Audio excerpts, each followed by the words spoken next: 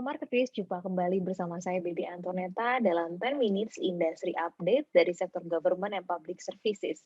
Pada kesempatan kali ini saya akan memberikan 5 update yang terjadi di sektor pemerintahan yang terjadi selama sepekan terakhir. Kita langsung saja masuk update yang pertama. Pertumbuhan ekonomi Indonesia lebih tinggi dibanding negara-negara tetangga ataupun beberapa negara sekitar, seperti India di kuartal 2 sebesar 1,6%, Vietnam 6,6%, Korea Selatan 5,69%, dan Jepang sebesar minus 1,6%. Pertumbuhan ekonomi ini mencetak nilai tertinggi sejak triwulan 4 tahun 2004, di mana saat itu PDB Indonesia tumbuh sebesar 7,16%. PDB RI pada kuartal 2 2021 saat ini masih didominasi oleh konsumsi rumah tangga dan investasi. Kontribusi komponen tersebut terhadap pertumbuhan ekonomi mencapai 50,07% dari total PDB.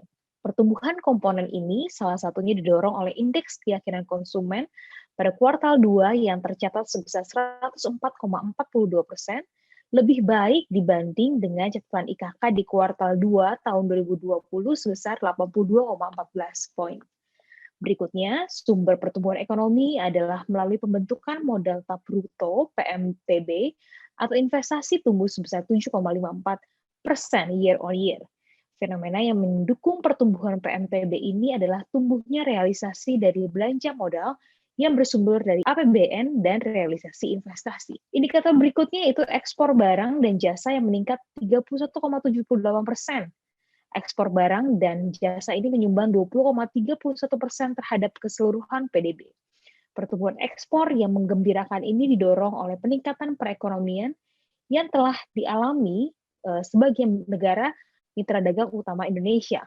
Terakhir, konsumsi pemerintah pada kuartal 2 2021 tumbuh 8,06% atau meningkat dari 2,3% pada kuartal 1 2021. Komponen ini memberikan kontribusi sekitar 8,51% terhadap PDB. Kenaikan ini dipengaruhi oleh berbagai program penanganan pandemi COVID-19 seperti pelaksanaan vaksinasi, pengadaan alat uji medis, penyemprotan disinfektan, 3T, serta program kesehatan lainnya. Kita masuk update yang kedua. Menteri Kelautan dan Perikanan minta perkuat potensi wirausaha peserta didik Politeknik KP. Pengembangan potensi wirausaha peserta didik dan alumni Politeknik KP dilakukan dengan berbagai cara, di antaranya membangun showcase di dalam kampus untuk usaha perikanan, membuat kelompok wirausaha, dan menjalin kerjasama dengan berbagai pihak. Menteri Trenggono mendorong agar siswa dapat mengembangkan showcase produk wirausaha KP yang dapat diadaptasi supaya menjadi fondasi startup bagi para peserta didik. Hal ini untuk meningkatkan kreativitas dan nilai produksi olahan ikan karya mereka agar lebih bernilai jual dan diminati pasar. Proses pembelajaran untuk menjadikan peserta didik sebagai calon entrepreneur dilakukan melalui program yang berfokus pada penumbuhan dan penguatan jiwa kewirausahaan melalui inisiasi dan pengembangan kreativitas dan inovasi. Jenis kegiatan yang bertujuan agar lulusan memiliki jiwa entrepreneur dilakukan melalui pembelajaran teori, praktik reguler, praktik lapang, pemagangan, dan kunjungan edukasi ke dunia usaha dan dunia industri. Kita masuk update yang ketiga, Kemendagri dorong Pemda bangun ekosistem inovasi untuk tingkatkan kinerja. Ekosistem inovasi Kemendagri dilakukan dengan tujuan meningkatkan iklim inovasi di daerah agar lebih kondusif, berdampak pada pesatnya perkembangan inovasi dalam menjawab tantangan, serta menyelesaikan permasalahan. Diperlukan keseriusan dan komitmen daerah dalam membangun ekosistem inovasi. Oleh karena itu, diperlukan keterlibatan peran interaksi dari 6 aspek, di antaranya keterlibatan aktor inovasi, dukungan iptek, peran institusi, dukungan regulasi, dan dukungan tata kelola SDM, dan juga dukungan anggaran. Aktor inovasi berasal dari kalangan akademisi, swasta, atau sektor private, tokoh masyarakat, organisasi kemasyarakatan, dan media. Aktor tersebut harus berperan sebagai aktor kunci yang saling berkolaborasi dan berperan dengan tugasnya masing-masing untuk tujuan yang sama, yaitu menghasilkan inovasi. Di sisi lain, interaksi dalam ekosistem inovasi memerlukan dukungan regulasi berupa kebijakan inovasi dari pemerintah daerah.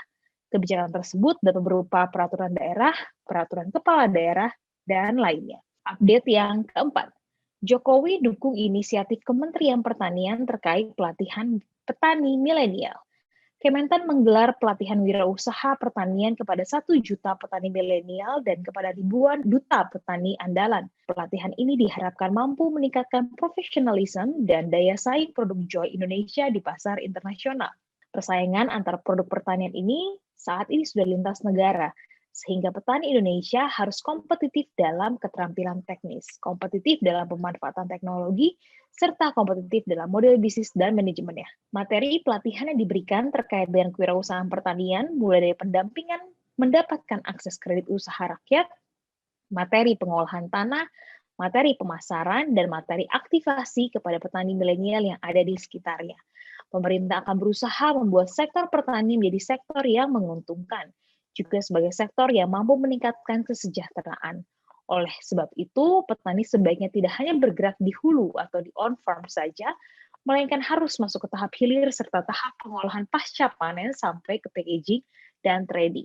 Kegiatan pelatihan yang diinisiasi Kementan menjadi sarana pengembangan diri sekaligus pengetahuan umum terhadap sistem digitalisasi, mekanisme, dan pola bisnis pertanian yang semakin pesat. Kita masuk update yang terakhir, talenta digital kunci transformasi digital. Berdasarkan laporan The Global Startup Ecosystem 2020, Jakarta dinobatkan sebagai ekosistem perusahaan rintisan terbaik kedua. Pada top 100 emerging ecosystem, peringkat pertamanya diduduki oleh kota Mumbai di India. Indikator dalam penilaian tersebut adalah performa startup, pendanaan, jangkauan pasar, dan talenta digital. Dalam keempat penilaian tersebut, talenta digital dapat memiliki nilai yang paling rendah. Hal ini menunjukkan besarnya kebutuhan talenta digital di Indonesia yang meningkat. Oleh sebab itu, ada urgensi untuk melakukan kolaborasi antar semua pihak, dari mulai pemerintah, platform digital, dan akademisi untuk mengembangkan talenta digital. Pada 2030, pemerintah mempunyai target 9 juta talenta digital yang terampil. Kementerian Kominfo sendiri memiliki program stimulus untuk melatih talenta digital lewat Digital Talent Scholarship. Dikti juga memiliki program Kampus Merdeka yang berkaitan dengan kewirausahaan atau startup digital. Dalam program Dikti, pada 2021 ditargetkan adanya implementasi kerjasama dengan Kementerian Kominfo lewat pengembangan kurikulum startup dan diklat online untuk dosen dan mahasiswa secara masif. Targetnya ada 100.000 partisipan dari dosen dan mahasiswa di seluruh Indonesia. Marketis, demikian tadi 5 update dari sektor government and public services. Jangan lupa like, komen, dan subscribe kanal Marketis di YouTube. Saya Baby Antoneta beserta kru yang bertugas undur diri. Stay safe, stay healthy, dan selalu jaga kesehatan.